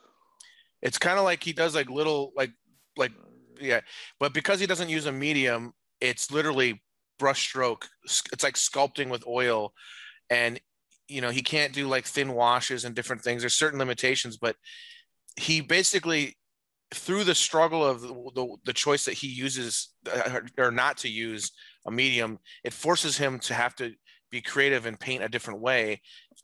It's really, if you listen to the podcast I did with him, it's pretty interesting. But my point is the one thing that's interesting about oil paint is I've talked to, like, I don't know how many painters so far for my podcast here, and every single painter has a completely different philosophy. I haven't had one painter that has the same exact way. So it's really interesting hearing how everyone has their approach. And the same with me. Like I have my own thing, but there's always room for growth. And I think that it's really interesting. That's the one thing about oil paint is that there's so much that you can do with it. There's so many different techniques and approaches. But for me, like what I was saying on my friend Grieger, like he just showed me a painting he did the other day with, I'm blanking on which colors they were. I think it was burnt sienna, black, and something else. And it blew my mind because there was so much in the painting. Probably a cold color, like a cobalt blue, ultramarine blue, or black. It might have been. Because there's a warm and needs a cold. Yeah, it might have been ultramarine in there, but I can't remember. But it was so simple. But the painting just had everything. And see, the thing that's cool about it is because of that, the painting has a specific mood to it now, and a like a vibe. That if you were trying to use every single color out there to capture what you're actually seeing, you would lose that mood. And so I think there's again, there's so many approaches that it's insane. That's what makes it exciting. That's what makes it like enticing. But in life, when you when you post something, let's say, let's talk about this one of my girlfriend with the green silk. She was in a very cold light, and it was having a greenish tint to it. Mm-hmm. So the photo itself and the painting, they have a lot of phthalo green, which is a cold green mixed into all the parts of the skin, all the lights, all that stuff. So I feel like the mood, that color tone, is actually in the thing already. Mm-hmm. Although, if it's not there, you could use your artistry to inject it into there by using a specific palette. But I think I'm too stupid for that. I just do it in the photo. No, I mean, my point was, or painting from black and white photos actually gives me that, like the George Washington Carver or the Einstein there. Mm-hmm. They're from black and white photos, and that did give me this freedom to come up with some cohesive feeling myself from my brain. Yeah. Actually, I didn't look at color references for these two guys. I don't know why, but color is something that's a non-issue for me. I have lots of other issues in art, but color just happens to not be one of them. So having a black and white photo sometimes pushes me towards what you're talking about, which is creating some sort of cohesive thing like that and using a more limited palette. So yeah, I think you do have a strong point there, actually, now that I think about it. I don't know what I'm saying half the time. Me neither. Well, hey, let me share some fan art with you real quick. Yeah. So let me know if you see this. Okay. There we go. Oh, wow. I'm chiseled here. That's awesome. Yeah, that's pretty cool. This is by Jacques Lamonnière. Oh, that's really cool. Wow, I want to post that. Yeah, thank you for taking the time to draw me. That's awesome. I've never had a caricature of me before. There's a few more. You look very masculine and stoic in a way that I don't know if I deserve to be necessarily. It's more what I aspire to be than what I am. I think I really like it a lot. That's awesome. That's cool. Here you go. This is by a Renaissance man. Yeah, this is by Paula Petlowani. Thank you, Paula. I feel flattered to have this Renaissance man look to me. I think she thinks more highly of my intellect than she should. Man, you're really being down on yourself, man. It's just pretending to be less than I am is one of the strategies I employ quite frequently. Don't you worry. There's the self-esteem problems are more on the high side than the low side. There you go. That's good.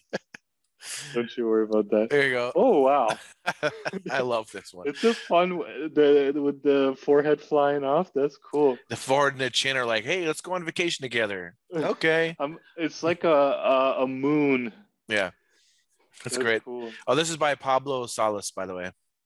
Thank you, Pablo. Yeah, it's very I cool. like the chest hairs are quite yeah, why am I missing those right now? I'm Boing, sorry boing, to boing. not bring the chest hairs to this appointment. That must be disappointing. Very nice. Yeah, some more chest hairs now too. I love this.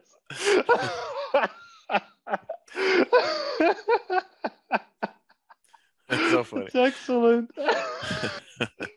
Oh man, I love it. Oh, I'm so artsy fartsy in this one. Yeah.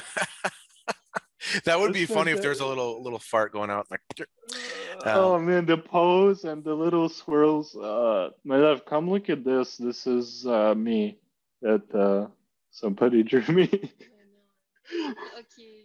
That's- I can see The chest print. hair is very characteristic. It's actually made it into every single drawing so far, so I think it's an important part of my character. It seems like. And this is by Dominic Zeilinger, by the way. Thank you, Dominic. This is awesome. Oh wow, that's This is a cool. realistic one. Yeah, this is by Christine Varadi. Well, thank you, Christine. Forgot the chest hair, but very, very strong work. Great likeness. I think there's a little suggestion there, a little bit, little chest hair suggestion. Yeah, no, I see there's a suggestion, but I think I'm like half chest hair, the other half human. So if we could bring the bush out. That's nice. And this is the last one. This is by Patrick Lamgruber. That's Yeah. awesome. Well, thank you guys for doing that. That's cool. I've never had caricatures of myself. It's fantastic. There's a lot That's of awesome. great ones in there. I think my favorite is the one with the pose. Yeah. I'll send those to you. I'll email them to you. Real quick before we go, I want to say just thank you so much for taking the time to chat with me, man. It's so much fun. I love just Thank you talking for with inviting other me. artists, and it's so much fun to be able to hang out with another artist for a while and just talk shop and everything. But one thing I wanted to ask you about was it's so cool. You did that one painting of Arnold Schwarzenegger, and you actually sent the painting to him. I was wondering if you could just talk a little bit about that, because it was pretty awesome. Like, did you get to did you hear from him at all about the painting, or was it a commission, or how'd that work? Yeah, I heard from him about it. So the way that works is I painted it first. And the reason why is because Arnold was one of the influences when I was deciding to quit marketing. I was kind of, I listened to his autobiography. It was called Total Recall. And I was fascinated with how he had these goals that kind of didn't seem very likely. Like, okay, the bodybuilder goal, that makes sense. But then after he became a champion bodybuilder, decided is going to become America's most successful actor, which I don't think he would be offended for me to say. Like, that wouldn't have seemed like the most obvious, the easiest goal anyone's ever set in his position. His Yeah. English didn't sound so hot, and he didn't look like he usually look. So I was fascinated by how he set these kind of ridiculous goals, and people were like, that's not gonna work. And he's Yeah. like, I'm just gonna do it. And then he did those things, and he became a politician, and he did all this stuff, none of which makes any sense with the first thing that we got to know him by. And that really impressed me. And it was one of the things that when I was quitting my business job, it's one of the things I was thinking about.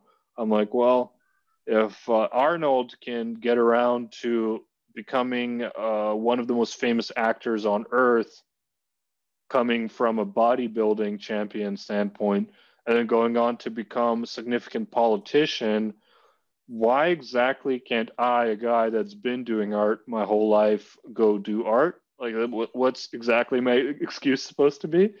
The answer was none. There is no excuse. So I went ahead and quit that job, and now I'm here.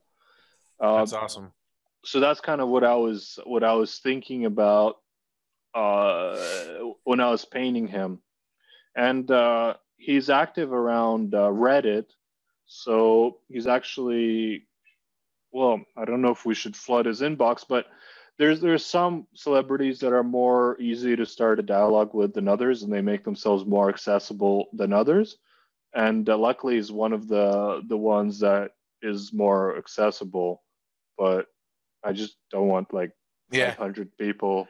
Al, Never mind. I what do you don't know do to me? what to do now. you idiot. Everyone's calling me now. Al. Pavel, we had a deal. Never mind. I got to talk to him because I'm so cool and fancy, and Yeah. you're not, and you'll never get to talk to him. There you go. That's no. It's he makes himself very accessible, and I respect that about him. It's people that are busy. It's very difficult to, man. Like I don't. I don't even, I'm not able to answer all the messages in my inbox, and my inbox is probably not very impressive compared to his, by all means. He's very ready to communicate with those people that put skill out there, and he's ready to appreciate and acquire the art once that's there, but don't annoy him, please. Yeah. This is something that I did, and you guys go find your own opportunity, okay? Don't bother him, please. Because I already saw after I posted that there was a People series try, of like- other artists that painted him, and which, I mean, he ends up with more paintings, so it's great. Yeah. I guess he's winning this whole thing. He's gonna have a museum of fantastic artworks of him. But this That's is cool. actually, you'll find that a lot of celebrities, entrepreneurs, authors, when I was growing up, there was no Instagram, there was no Reddit, there was no nothing. Yeah. It was so bad that, like, one time I messaged James Gurney before I became an artist, and I was like shocked and amazed that he responded to me. And I remember even you responding to me at the time seemed amazing. The world has become much more communicative, and I guess I'd like people to know that if there is a certain person that you respect and you'd like to work with or do something with them, you're going to have a hard time getting that to happen, and it's probably not going to happen, but you should probably try, because there's a decent chance you could actually reach out to them. I've spoken to quite a bit of maybe some musicians that I respect and stuff like that we can do something together in a way that was not possible 10, 20 years ago. And it's a tool that I think some people would be wise to use. No, I totally agree. I mean, for me, I remember when I was starting off as an illustrator, things were not anything like now, and there wasn't even Facebook or anything like that. There was no real social media, and it was really hard to get a hold of anybody. And I would look up artists that I liked and just try to, sometimes their emails were impossible to find, but if I could find an artist I liked's email, I would write them. And I was always so grateful if they wrote me back. And so I tend to write everybody back usually, because I mean, at least say thank you, or, if I can, I'll try to answer questions. I just think it's the nice thing to do. You know what I mean? No, I agree. I answer all the compliments or questions, but then there's some things where, like, there's this world of people that think that you should paint them something for free. Yeah. And there's this whole I don't know how I communicated myself wrongly or whatever. No, it's just the way it is. Some of my communications, there's hundreds of people that are asking me to do stuff for them with nothing in return. And I used to answer that, but now I find it quite gross to expect somebody to use their time for you and not do something back for them or not offer them anything in return. It's quite gross. So Yeah. I don't answer. Fuck those people. Stop messaging me. Fuck Yeah. you. Yeah, no. If you respect something that somebody does, well, you have to show your respect. I'm going to take that respect monetarily, but I'm not saying that's the only way to thank people. But you have to make an effort to not make a person feel like some sort of tool for the world's convenience of art, you know? Oh yeah. No, Uh, it so happens. that's what I mean by I don't answer all my messages. It happens. It happens a lot. That kind of a thing. I mean, you get used to that. Well, People, yeah, stop answering, yeah. yeah, they just, people will, you know, I've even had the thing that frustrates me is I'll get like this really nice email or message about how much they love my work, and they'll talk about specific pieces, and I have this idea, I want to commission you to do this thing, and I really like this piece and this piece and this piece, and this is what I'm looking for, and I want to do this great thing with this project. Like I want to produce this and this, all these kind of things. And then you start talking about, okay, so well, this is what it's gonna cost, and this is what I'm gonna need to do this. And they're like, oh wow, that's like, I was thinking, maybe like only $200 or something. Oh You're, man, you're like, I built a no. defense against it. Well, one of my defenses is to tell everybody right now, my paintings are really expensive. You cannot afford them. Don't try to get them. Yeah. So all the people that there you go. So that lowered messages. Secondly, I made a web page because I was getting so many people that want to do something for $200 or something like that. I made a web page that explains the commission painting process, and it runs through what we can expect to happen, and it has a section on sizes and pricing. So people contact you, you send them that page, they never respond again, Yeah, and that's exactly. been very helpful to me. I don't need. I don't want 50 people to do stuff with. I want 5 people to do Yeah. stuff with Yeah. a No, year. I'm doing that's very 5 things smart. a year, and that's all the things I'm doing, and I don't need to do any other things. So that's how I feel. That's awesome, man. Well, hey, man, it's been a pleasure talking with you and everything. And I just want to, before we go, I want you to, if you can, just let people know where they can find your work and everything. And if you have anything coming up that you'd like people to check out, that'd be awesome. Sure thing, man. It was great to talk to you. After knowing you for so many years, it's awesome to be on your show. I'm very happy about it, and hope we can do it again. Yeah, for sure, That's man. awesome. That was great talking with you. And having an awesome podcast is no easy thing. I ran a podcast with my friends for a little while before we realized it's no easy thing at all. It's very challenging, and to make the conversation interesting. So I really appreciate your abilities in that. I think you're doing awesome at that. Oh, It's thanks, man. I appreciate very that. very difficult what you're doing. As for where people can find me, they can find me by my name, Pavel Sokov, all over the place. And as far as anything to promote, lately I've been getting into NFTs, and those have been doing quite well. Now, am I certain about what the future NFTs looks like? I'm not quite sure. Well, I am talking to collectors, and they're explaining to me their mindsets behind it, and it's all very fascinating. And I'm starting to feel like there's this new way of looking at things that could become the main way of looking at things. For example, I was talking to a collector about the possibility of me offering physical paintings with NFTs, and I was surprised because he responded with that would distract him from his collecting. He just wants to own the digital asset, and he doesn't want to bother with the physical painting. So I'm starting to explore this type of mindset, and for that Hmm. reason, I have my NFTs out on Foundation and Rarible, and those have started really moving. Now it's every 2 days something is moving, Hmm. um, and this could become the way that we do things from now on. And what's great about it is it could give an additional level of freedom to a lot of artists that maybe they live in a country where they're having a hard time making a great living. I think this is a great thing for them. And for anybody to make an additional living, I would really recommend people to look into this opportunity. It's been doing wonders for me personally. That's awesome. Yeah. Now I have a question for you, because I've got I have excuse me, 3 pieces on foundation, and I sold one of them, and the other 2 are still up there. Is there anything you recommend doing to get more attention directed towards, or like, because that's the one thing I haven't figured out is like how to get, because there's so much on there. Like, how do you get your work seen? You know what I mean? Well, here's my experience with the whole thing from 0 to right now.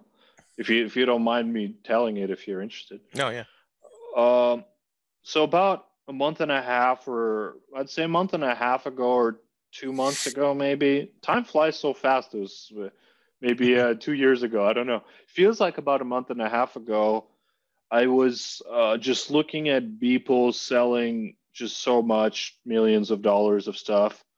And I felt a little bit concerned. What if this really is the way? And what if nobody's going to care about oil paintings anymore? I myself, I collect about 5 to 6 oil paintings a year, and I love hanging them everywhere, as you can see. But what if nobody cares? And what if then that's it? In that case, I felt like I needed to be prudent to start doing this thing as an insurance policy against that becoming the case. So I got on Rarible, which has no invitations required. And had to make a Twitter, because to promote your NFTs, apparently Twitter is the way to go. So I made a little Twitter. It's very cute. It has 84 people following me on it. So I had to go through making a new social media, and then you start connecting with these people and talking with them, trying to find out their mindsets about it. I posted on Reddit groups. I don't think that did anything, to be honest. I posted on Discord channels, which I also don't think did anything. But I think 2 things worked. One was chatting with people on Twitter about it. 2, I think the internal systems of Rarible and Foundation put eyes on your work. Like on Rarible, it's quite new, but I have, I think, 240 followers on it. And they're coming in every day a little bit by bit. And I don't know, I'm not doing stuff. Like, there's something about Rarible's internal system that seems to do that. So it's growing quite fast, and people are getting eyes on it. And on Foundation, when you get an auction and it goes to the front of the page towards the end of the auction, people discover you there, and then they place additional bids. So when you make sales, it puts you on the front page, so then other people can discover you and then create further sales. Yeah. Okay. And posting on Reddit and Discord does not seem to be fruitful. I still do it every time. Honestly, the answer is I don't actually know how to promote NFTs because I've never done it before. I'm just telling you what I have been doing. Yeah, it's very similar to what I've been doing. It's just like, it's kind of a learning process. Like I have 3 NFTs with FM Gallery that are on right now, and I sold like 6 pieces with them, which was really cool. But it's not over yet, so I'm waiting to see what happens with that. But it's definitely something new that I'm with you, man. I'm trying to figure it out. It's just like, what is this all about? So it's all fresh and new, but anyways, this could be a whole nother podcast, and I'll definitely would love to have you on again, man. I really appreciate it. And I think we've been talking for it's almost 2 hours, man. This is awesome. But amazing. Yeah, thanks again so much. Time flew so fast. Yeah, thanks again for joining me, and everyone else out there, make sure you check out all of his work and support him. And thank you all for supporting the podcast and listen to us blab on for a little bit here. And we'll see you all next time. Thank you so much, Jason. I really appreciate this. No problem, man. We'll see you. You want answers? Facethetruthpodcast.